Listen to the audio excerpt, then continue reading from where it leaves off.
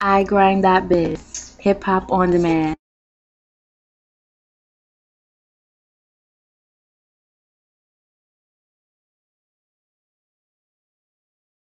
Duke the God is in the building. If you just tuned in, you God. wear a bunch of hats. I'm gonna say A&R extraordinary,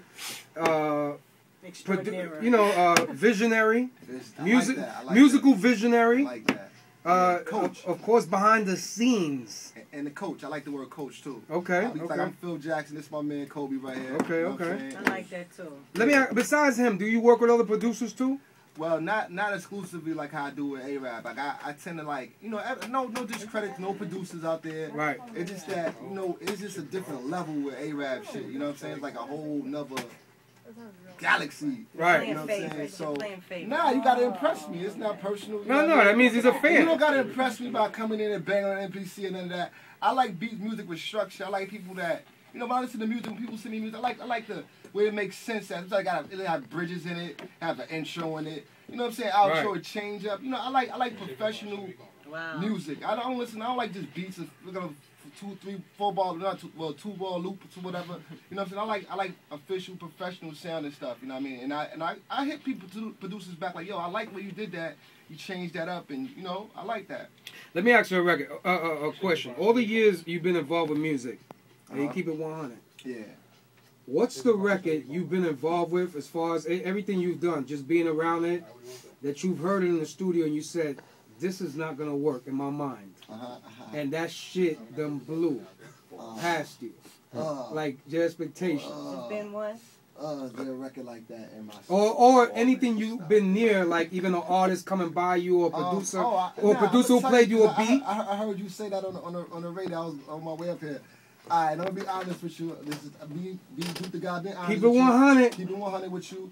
When I first met Max B, okay. I never knew he was gonna be as big as he was. Right. You know what I mean? And I always say he was like the biggest thing to me since he had the most potential out of any new artist that came out since Drake to me. You know what I mean? Right. Who had like a following. You know what I mean? It's just that he had a fucked up situation. Right. So you couldn't really see him flourish and blossom. Right. But I think that when I met Max, I didn't think he wasn't like that. I'm like, what is he doing? You know what I mean? But now you look at. He was like, Jim, what's with the midget in the studio? Exactly. Like, this nigga's Chewy. What's with Chewy back here? Send this nigga to the store. You know what I mean? Yeah, but I'm not gonna lie. When I first saw Max B and I heard him, I was like, I said the same thing. I was like, I don't see it.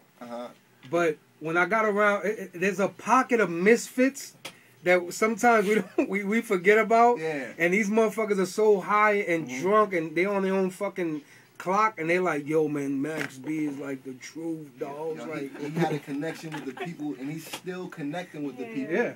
That's crazy. He get like high, and they get high with him, and and it's special to me. And to me, I think that for me looking, observing the game, and seeing followings and people just flock, I think Max had it. He had it. He just didn't have the right situation. He would have been out of here. You know what I mean? Because even like, what he did left behind, like he left the French Montana behind. Right. And you see French is doing this thing right now. You know what I mean? So his wave was so much that his wave helped his ass out. It helped you know him what I mean? out Yeah. 1,000%. So that just showed you how influential he was. And I'm not gonna lie to you. I like the connection with him and Jim because they were feeding off of each other. I you know thought what it I'm was so dope. I thought it was dope. I thought like they had the synergy. It was something special they had, and he was a writer. He writes songs. Right. And he made Jim Jones so much better. You know what I mean? And it's all good though. He made everything better. You know what I mean? Right. And I didn't believe at first though. That's real at shit. all. That's like, real and shit. That's real shit. You know what I mean? I didn't see it at all. That slow rap shit, the wavy. Yeah, he had his own slang and all this shit crazy. Yeah, that nigga came to my office. I was like, yo, I'm telling the person, like, when is he getting out? Like, this nigga's retarded, baby. He's lights up a cigarette, starts smoking it, brings Hennessy with him. I'm like, yo, like, he's beyond a rock artist. And he was a star because, like, a lot of people used to call my phone, like, yo, can you get me in touch with Max? Can you give me Max? This person would do so with Max. And I wasn't really working with Max like that at the time, so I would have to always, you know what I mean? Then the fallout with him and Jim, people still started wanting, like, so it was just messy, you know what I mean? And I just think that he didn't have the right situation at the time, and, You wish back then, if you could do it over, you would have pulled him to the side and been like, yo. To the side, and I would have definitely did a whole mixtape drinks with him, and I definitely did things differently. Like you said, I had things I would do differently. Okay. He had, like, even to this day, like, you look over to his followers, it's 25,000. He's been in the can for years already. that nigga's doing 450 years, big. And I feel so bad for him, man, because I honestly, like, when I met him, he got caught in a bad situation. Yeah. You know what I'm saying? And I've seen these 1,000 times, but that shit right there is definitely like top 5 of the worst things that I've seen. Like, damn, he didn't deserve that shit. You know what I mean? It's just crazy. And he was in my office. I'm like, yo, like, you're going to trial, son. Like, you know what I'm saying? He was walking around like it was nothing. Like, he was high as hell all the time. Yeah, that nigga's crazy. Now, shit. Like, he made a lot of connections with like even I used to see him with Yayo a lot, and you know, just on the internet and stuff, you know, and yeah, people liked him. So you know, and I just think that they liked him. I don't know if they liked the music too, but it was just the slang and a bunch of other shit that's like we talked about earlier, the character, like the hell relatives that people got that you just can't buy. You just he had a glow. When you walk in the room, you knew he was there. Exactly. You know what I'm saying? Yeah. And that's usually what a superstar is. They walk in, you're like, yo. Yeah. What just happened here? You know what I'm saying? Yeah. Shit is shifting. So now I get it. Now I'm gonna go really on a business tip. Your biggest mistake that you feel your number one mistake you've done in this music industry. Well, all right. My number one mistake in the music industry. All right, when Diplomats was like at our highest peak, I kind of was like I feel like I was being selfish. Right. I wasn't like reaching out to other artists and like trying to work with other people. You want to get internal? I was just kind of keeping everything dipset at the time, like yo, you know, and I'm kind of calling the plays and shit, like you know, I'm like yo, we gonna do this together, put you on this, but that. I wasn't reaching out when we was at the top, our game and everybody had doing the dipset signs in the air and all this shit. You know what I mean? And I didn't reach out to the other artists, and you know, work with them, and that's one of the things. Branch off, kind of like, and have relationships. That's what it was about, relationships and shit like that. And I didn't do that back then. That's one of the mistakes I have, and I feel like I gotta do this again now. You know? Okay. And you know. Well, at least you admit to it. You know what I'm saying? Hell yeah. You know. Because you could have been that guy to bring in a bunch of different. Exactly. So this is a lesson to learn. Like, so whenever you get caught up in the moment, and whenever you hot out there and you feeling yourself, show some love and reach out, and just don't try to keep all it into yourself. You know, reach out, help somebody else. Now I'm close out this segment with your proudest moment. Oh man, I have a lot of my proudest moment.